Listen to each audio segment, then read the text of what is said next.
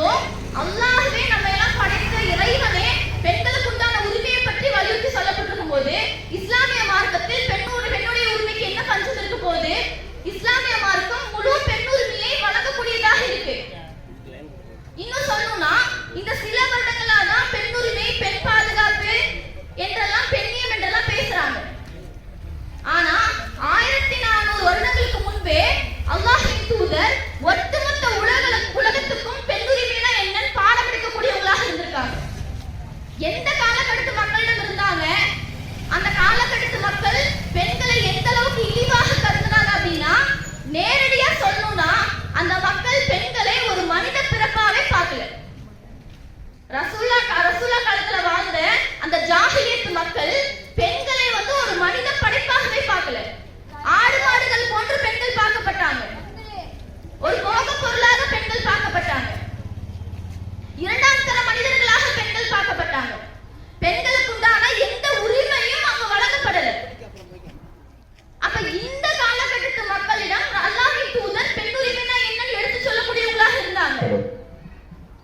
இன்னும் சொல்லணும்னா எந்த அளவுக்கு அந்த காலகட்ட மக்கள் பெண் குழந்தைகளை வெறுத்தாங்க, பெண்களை கேவலமா கருதுனாங்க அப்படின்னா, பெண் குழந்தைகள் பிறப்பதை கேவலமாக கருதக்கூடியவங்களாக இருந்தாங்க. பெண் இனத்தையே கேவலமாக கருதக்கூடியவங்களா இருந்தாங்க.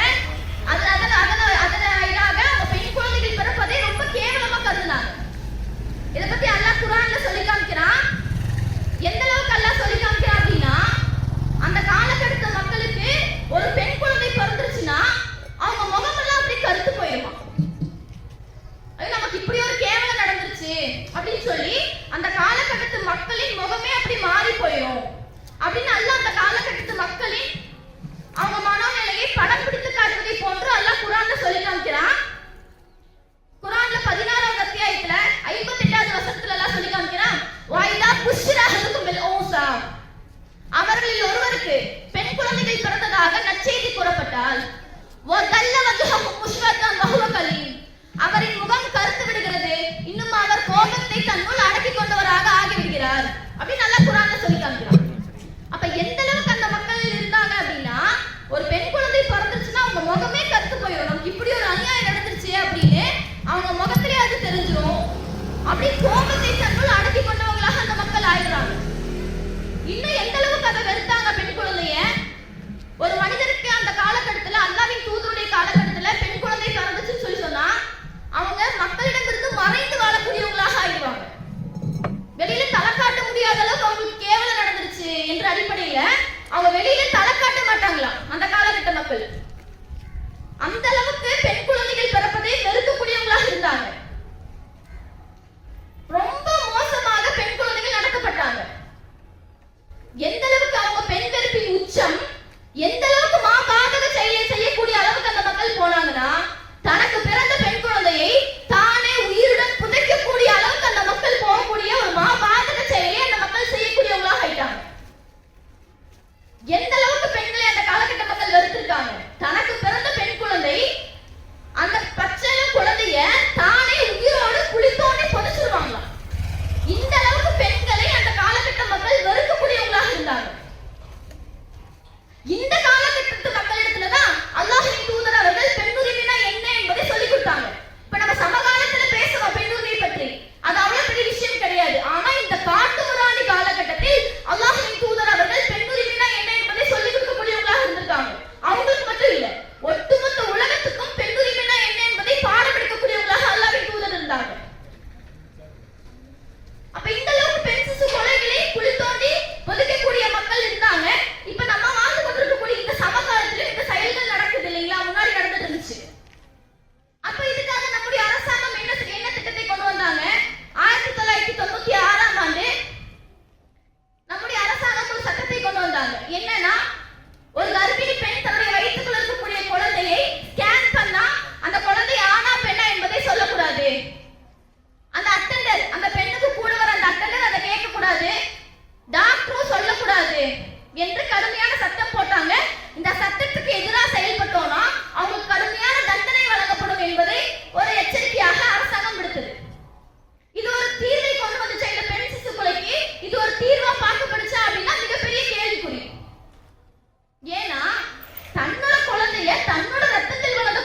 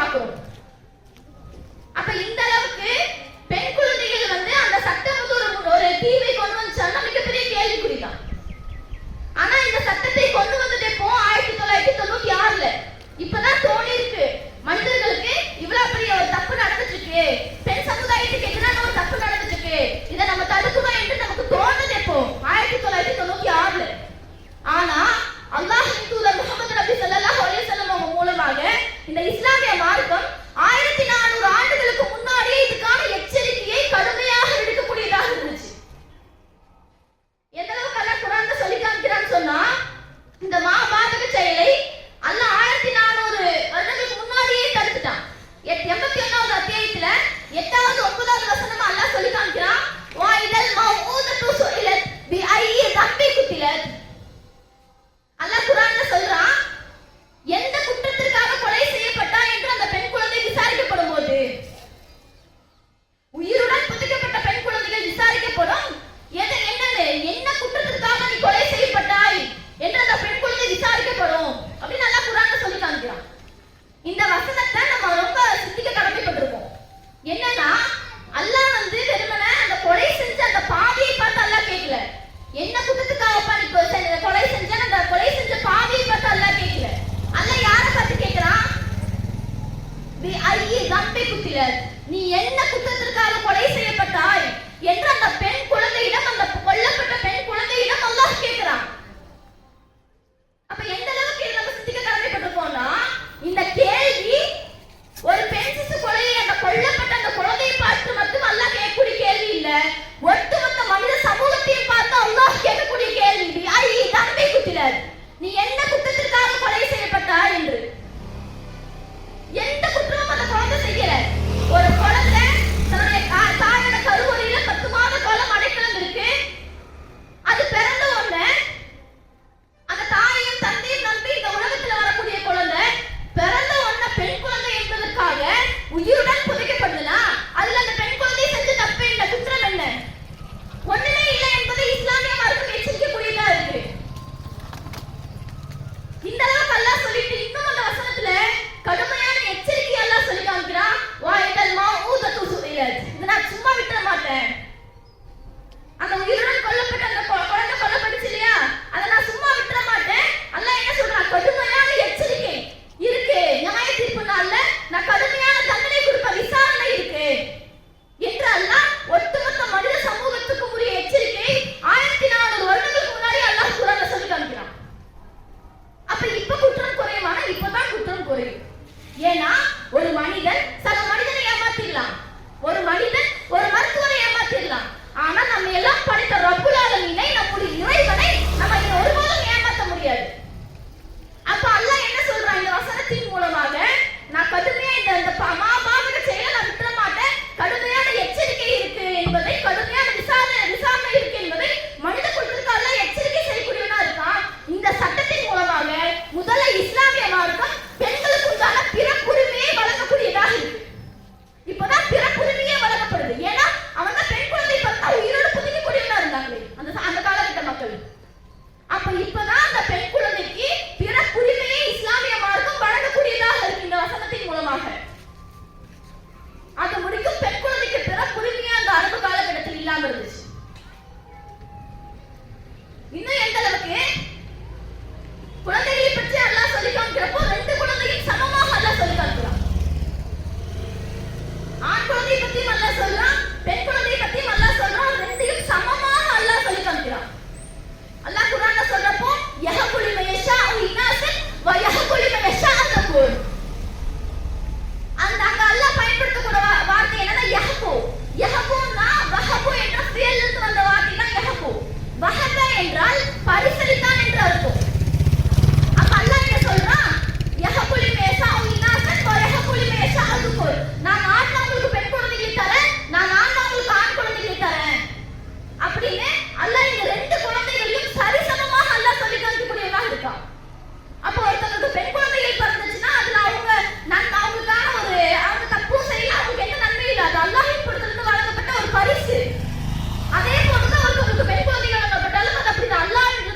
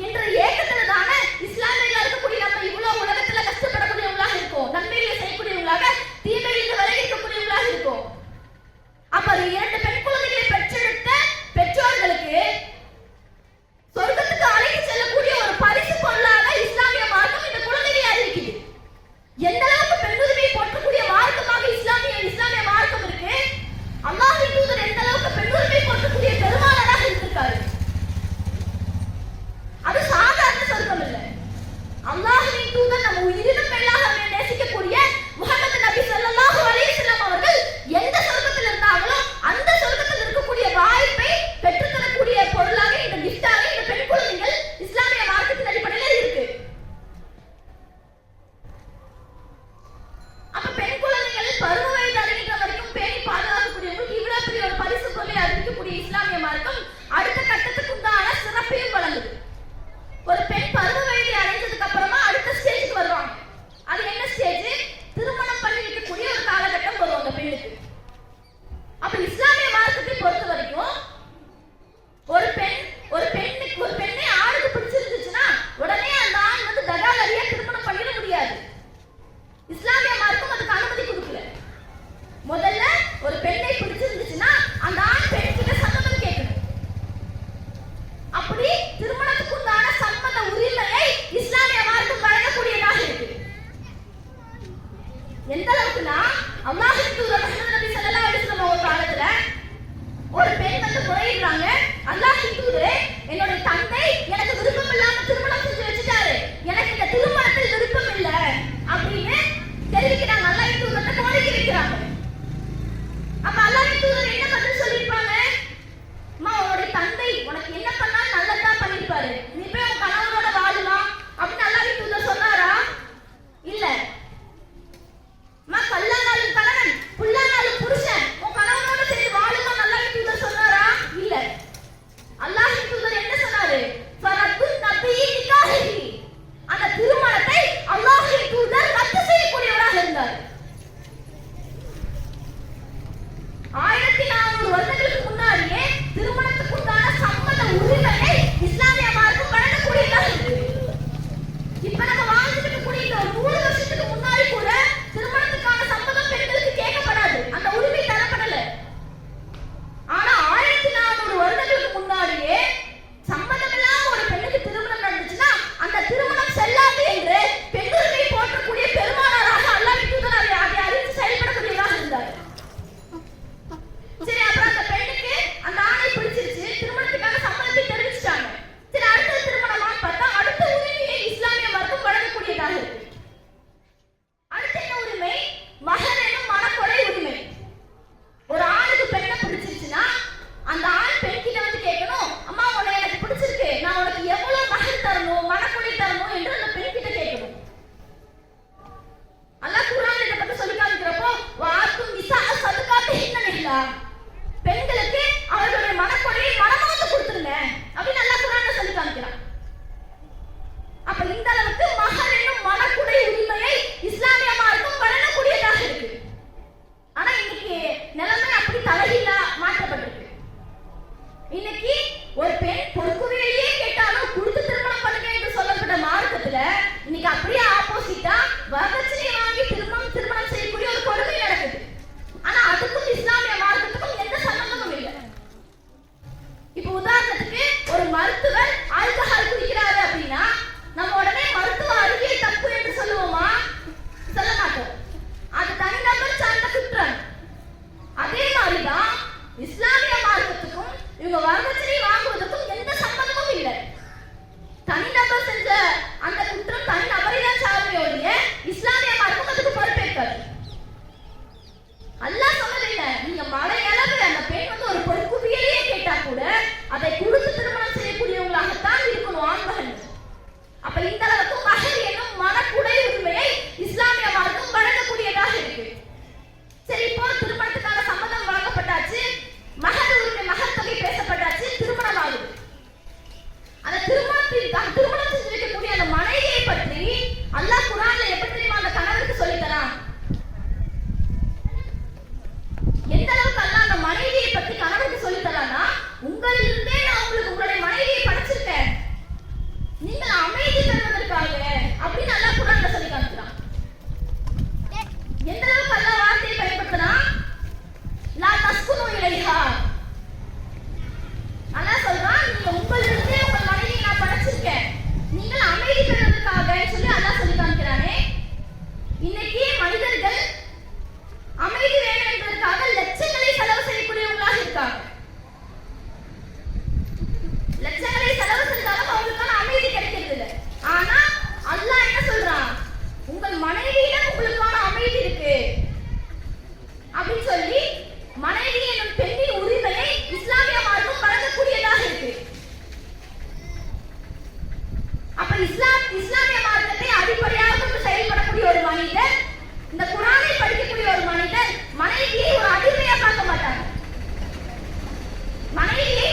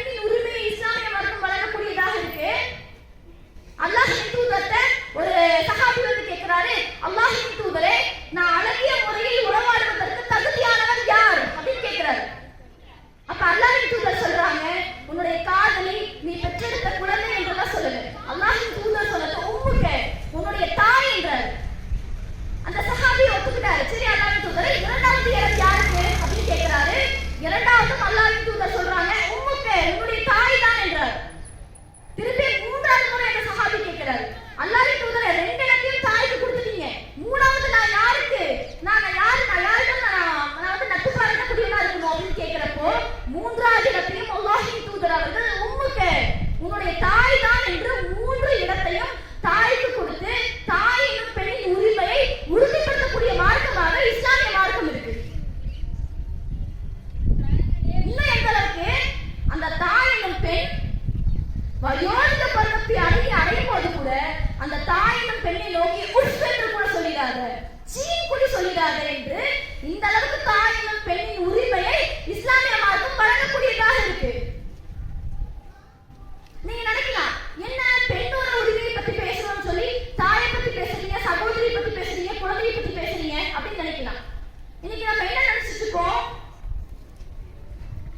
உண்மையாலுமே பெண்கள் பெண் உரிமைனா என்ன நினைச்சிட்டு இருக்காங்க அப்படின்னா, தன்னுடைய ஆடையை எவ்வளவு வேணா குறைச்சிக்கலாம், தான் விரும்பினவங்களோட கெட் டுகெதர் போயிக்கலாம், தான் விரும்பினவரை திருமணம் செஞ்சுக்கலாம், தான் விரும்பின இடத்துக்கெல்லாம் நினைச்சபடி எல்லாம் போயிக்கலாம். இதைத்தான் இன்றைய பெண்கள் பெண் உரிமையா பார்க்கிறாங்க. ஆனா இது உண்மையிலேயே பெண் உரிமை கிடையாது, இது புதிய அடிமைத்தனம். உண்மையான பெண் உரிமைனா என்னன்னா, ஒரு பெண் பிறந்ததிலிருந்து அவள் மரணிக்கின்ற வரைக்கும் அவளுடைய உரிமைகளானது ஒரு சேர வழங்கப்படணும். அதுதான் உண்மையான பெண் உரிமை. அப்படி பார்த்தா இஸ்லாமிய மார்க்கம் தான் ஒரு பெண் பிறந்ததிலிருந்து அவள் மரணிக்கின்ற வரைக்கும் அவளுடைய ஒட்டுமொத்த உரிமையையும் ஒரு சேர வழங்கக்கூடியதாக இருக்கு. இன்னும் எந்த அளவுக்கு இஸ்லாமிய மார்க்கத்தில் வழங்கப்படாத உரிமையே கிடையாது. பிறப்புரிமையை வழங்கியிருக்கு, சொத்துரிமையை வழங்கியிருக்கு, வாரிசுரிமையை வழங்கியிருக்கு, கல்வி உரிமையை வழங்கியிருக்கு. இன்னும் சொல்லணும்னா இஸ்லாமிய மார்க்கம் வழங்கின இந்த ஆடை கூடி நமக்கு ஹிஜாப் என்னும் உரிமை தான், ஆடை உரிமை தான். ஏன்னா அல்லாஹ் குர்ஆன்ல அப்படிதான் சொல்லி காமிக்கிறான். அல்லாஹ் குர்ஆன்ல சொல்லி காமிக்கிறப்போ யா அய்யுஹன் நபியு குல்லி அஸ்வாஜிக வ பனாதிக வ நிசாஇல் முஃமினீன, அல்லாஹ் குர்ஆன்ல சொல்லி காமிக்கிறான், நபியே உங்க மனைவிமார்கிட்ட போய் சொல்லுங்க, உங்க புதல்விகிட்ட போய் சொல்லுங்க, இன்னும் ஏழை நம்பிக்கை கொண்ட பெண்களிடம் நீங்க போய் சொல்லுங்க. அல்லாஹ் என்ன சொல்றான்? உங்கள் முக்காடுகளை மார்பின் மீது போட்டுக் கொள்ளட்டும் அப்படின்னு அல்லாஹ் சொல்லிட்டு, அது எதுக்காகங்கிற காரணத்தை அல்லாஹ் சொல்லி காமிக்கிறான். எந்த அளவுக்கு சொல்லி காமிக்கிறான்? அந்த ஒரு பெண் வந்து அடக்குமுறை செய்யறதுக்காக இந்த ஹிஜாபை அல்லாஹ் கட்டளையிடல. ஒரு பெண் வந்து ஒடுக்கப்படணும், அவனுடைய உரிமையை பறிக்கணும், ஒரு பெண் என்ற இதுக்கெல்லாம் வந்து இந்த ஆடையை அல்லாஹ் வந்து நமக்கு குர்ஆன்ல கட்டளையிடல. அல்லாஹ் எதுக்காக இந்த ஆடையை பத்தி சொல்லி காமிக்கிறான்? ஃபலா யுதை, நீங்கள் தொல்லைப்படுத்தப்படாமல் இருப்பீங்க அப்படின்னு அல்லாஹ் குர்ஆன்ல சொல்லி காமிக்கிறான். இந்த ஹிஜாப் என்னும் ஆடை உரிமை கூட நம்ம பிற மக்கள் மத்தியில தொல்லைப்படுத்தப்படாம இருக்கணும். அதுக்காக தான் இந்த ஆடையை அல்லாஹ் குர்ஆன்ல சொல்லி காமிக்கிறான். வழங்கி இஸ்லாமிய மார்க்கம் இதை உறுதிப்படுத்தும் விதமாக ரஹீமா அப்படின்னு சொல்லக்கூடிய மோனிகா என்ற பெண் ரஹீமா என்ற பெயர் மாற்றம் செஞ்சு இஸ்லாத்தை ஏற்றுக்கிறாங்க. அந்த பெண் சொல்றாங்க, அவங்களுடைய தந்தை மரணத்துக்கு பின்னாடி அவங்க தன்னுடைய சுய தேவையை நிவர்த்தி செய்யறதுக்காக வெளியில வர வேண்டிய ஒரு சூழல் இருக்கு. பொருளாதாரத்தை ஈட்டிக்கிறதுக்காக அவங்க வெளியில வர வேண்டிய ஒரு சூழல் ஏற்படுது. அப்ப அந்த பெண் வந்து எப்பயும் போல சகஜமான ஆடையை அணிஞ்சிட்டு அவங்க வெளியில வர்றாங்க. அவங்க மக்களால தொல்லைப்படுத்தப்படுறாங்க, கிண்டல் செய்யப்படுறாங்க. அவங்க போன வேலையை அவங்களால சரியா செய்ய முடியல. அப்ப அந்த பெண்ணுக்கு தோணுது, ஏன் நம்ம அந்த ரஹீமா அப்படின்னு சொல்லக்கூடாது, அந்த பெண்ணுக்கு தோணுது, ஏன் நம்ம புர்கா போட்டுக்க கூடாது அப்படின்னு சொல்லி இந்த புர்காவை போட்டுட்டு இஸ்லாமிய மார்க்கம் வழங்கின ஆடையின் உரிமையாகிய இந்த கவச உடையை போட்டுக்கிட்டு அந்த பெண் தன்னுடைய சொந்த அலுவலுக்கு போறாங்க. அவங்க வழக்கத்துக்கு மாறி எந்த கிண்டலும் கேள்வியும் செய்யப்படல, அவங்க தொல்லைப்படுத்தப்படல. அந்த அளவுக்கு ரொம்ப பீஸ்ஃபுல்லா ஃபீல் பண்ணாங்க. அப்புறம் ஒரு கட்டத்துக்கு மேல இந்த புர்கா இல்லாம அந்த பெண் வெளியில போனா எதையோ பறிக்குள்ள மாதிரி ஃபீல் பண்றாங்க, எதையோ இழந்த மாதிரி, ஏதோ அன்கம்ஃபர்டபிளா அந்த பெண் ஃபீல் பண்றாங்க. திரும்பியும் வந்து இந்த புர்காவை போட்டுட்டு அவங்க வெளியில போறாங்க. அப்பதான் அவங்களுக்கு திருப்தியா இருக்கு. அப்ப அந்த பெண் ஆய்வு பண்றாங்க, இஸ்லாமிய மார்க்கம் வழங்கின ஒரு புர்கா என்னும் இந்த ஒரு ஆடையே நமக்கு இவ்வளவு பெரிய பாதுகாப்பு கவசமாக செயல்படுது, இந்த அளவுக்கு நம்மளை பாதுகாக்கக்கூடியதா இருக்கு. அப்ப இன்னும் இஸ்லாமிய மார்க்கத்தில் என்னென்ன விஷயங்கள் சொல்லப்பட்டிருக்கும் என்பதை ஆய்வு பண்றாங்க. அல்ஹம்துலில்லாஹ் இஸ்லாத்தை ஏத்துக்கிறாங்க அப்படின்னா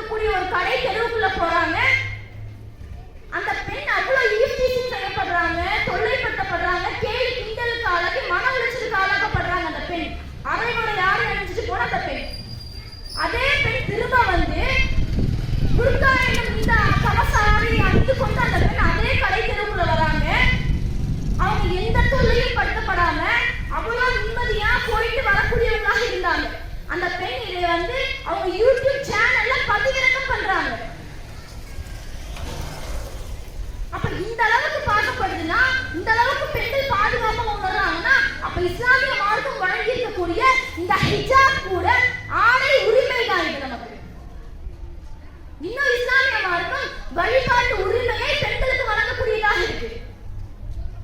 இன்னைக்கு மத்த பெண்கள் மத்த சமூகத்தை சார்ந்த பெண்கள்லாம் அவங்க வழிபாடு தலத்துக்கு போவதற்கு விருப்பப்பட்டால் கூட தடுக்கப்படுறாங்க. ஏன் தடுக்கப்படுறாங்க? அவங்க பெண் என்பதனால தடுக்கப்படுறாங்க, அவங்க கீழ் ஜாதி உடையவர்கள் என்பதனால தடுக்கப்படுறாங்க.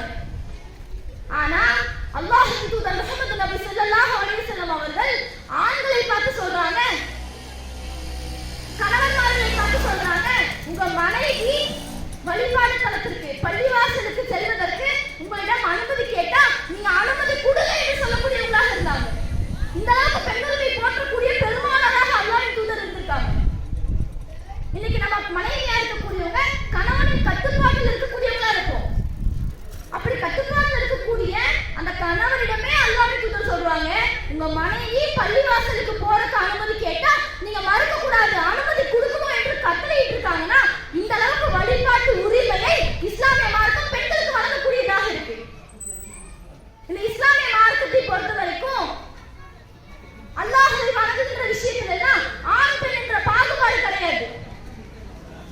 இதை உண்மைப்படுத்தும் விதமாக அல்லாஹ் ஒரு வசனத்தை சொல்லி காமிக்கிறான். அல்லாஹ் குர்ஆன்ல சொல்லி காமிக்கிறான், இன்னல் முஸ்லிமீன வல் முஸ்லிமாத், முஸ்லிமான ஆண்களுக்கும் பெண்களுக்கும், வல் முஃமினீன வல் முஃமினாத், நம்பிக்கை கொண்ட ஆண்களுக்கும் பெண்களுக்கும், வல் கானிதீன வல் கானிதாத், கட்டுப்பட்டு நடக்கும் ஆண்களுக்கும் பெண்களுக்கும், வஸாபிரீன வஸாபிராத், பொறுமையை மேற்கொள்ளும் ஆண்களுக்கும் பெண்களுக்கும், வஸாதிகீன வஸாதிகாத், உண்மையை பேசும் ஆண்களுக்கும் பெண்களுக்கும், வல் முத்தஸத்திகீன வல் முத்தஸத்திகாத், தான தர்மங்களை அதிகமாக செய்யும் ஆண்களுக்கும் பெண்களுக்கும், வல் ஹாஃபிதீன ஃபுரூஜஹும் வல் ஹாஃபிதாத், தனது கற்பு நெறிகளை பாதுகாத்துக் கொள்ளும் ஆண்களுக்கும் பெண்களுக்கும், வதாகிரின லஹ கஸீரன் வதாகிராத், அல்லாஹ்வை அதிகம் நினைவு கூறும் ஆண்களுக்கும் பெண்களுக்கும், அத்தல்லாஹு லஹும் மக்ஃபிரத்தன் அஜ்ரன் அதீமா, இத்தகையோருக்கு மன்னிப்பும் மகத்தான கூலியை வச்சிருக்கேன்னு சொல்லி அல்லாஹ் குர்ஆன்ல சொல்லி காமிக்கிறான். அப்ப இந்த வசனம் நமக்கு உணர்த்தக்கூடிய செய்தி என்ன? இஸ்லாமிய மார்க்கத்தை பொறுத்த வரைக்கும் ஆண் பெண் என்ற பாகுபாடு கிடையாது, கருப்பு சிகப்பு என்ற பாகுபாடு கிடையாது, ஏழை பணக்காரன் என்ற பாகுபாடு கிடையாது. பெண் குழந்தையை பெற்றிருக்கோமா ஆண் குழந்தையை பெற்றிருக்கோமா என்ற பாகுபாடு இஸ்லாமிய மார்க்கத்தை பொறுத்த வரைக்கும் கிடையாது. அப்ப இஸ்லாமிய மார்க்கத்தை பொறுத்த வரைக்கும் அல்லாஹ் எதற்காக கூடியவனா இருக்கா? நீ நல்லவனா கெட்டவனா, உண்மை பேசுறியா பொய் பேசுறியா, நீ தான தர்மங்களை செய்யறியா இல்ல முடிச்சு வச்சுக்கிறியா, நீ மக்களுக்கு தொல்லை தரக்கூடிய வேலையை செய்யறியா இல்ல நல்ல முறையில் நடந்து கொள்றியா, நீ தொழுகிறியா. இதத்தான் அல்லாஹ் பார்க்கிறானே ஒழிய மற்ற மதங்கள் இருக்க மாதிரி இஸ்லாமிய மார்க்கத்தில் வழிபாட்டுக்கெல்லாம் கூட ஆண் பெண் என்ற சமமாக பார்க்கப்படுறாங்க, சம உரிமை வழங்கப்பட்டிருக்கு. அப்ப இந்த அளவுக்கு இஸ்லாமிய மார்க்கம் பெண்களோட உரிமையை வழங்கக்கூடியதாக இருக்கு. நான் முத்தாய்ப்பா ஒரு செய்தியை சொல்லிக்கிறேன். இந்த இஸ்லாமிய மார்க்கத்தை பொறுத்த வரைக்கும் இது முஸ்லிம்களாகி நாம மட்டும் சொந்தம் கொண்டாட முடியாது. ஏன்னா அல்லாஹ் குர்ஆன்ல சொல்லி காமிக்கிறான், தன்சீலுன் ரப்பில் ஆலமீன், இது அகிலத்தாரே இறைவனிடமிருந்து அருளப்பட்டது தான் அல்லாஹ் சொல்றானே ஒழிய எந்த இடத்திலும் முஸ்லிம்களோட இறைவன் என்று அல்லாஹ் சொல்லவே இல்லை. அதே மாதிரி தான் அல்லாஹ்வின் தூதர் முஹம்மது நபி ஸல்லல்லாஹு அலைஹி வஸல்லம் அவங்கள பத்தி சொல்லும்போது உலகத்துக்கே தலைவர் தான் அவர், முஸ்லிம்களுக்கு தலைவர் கிடையாது.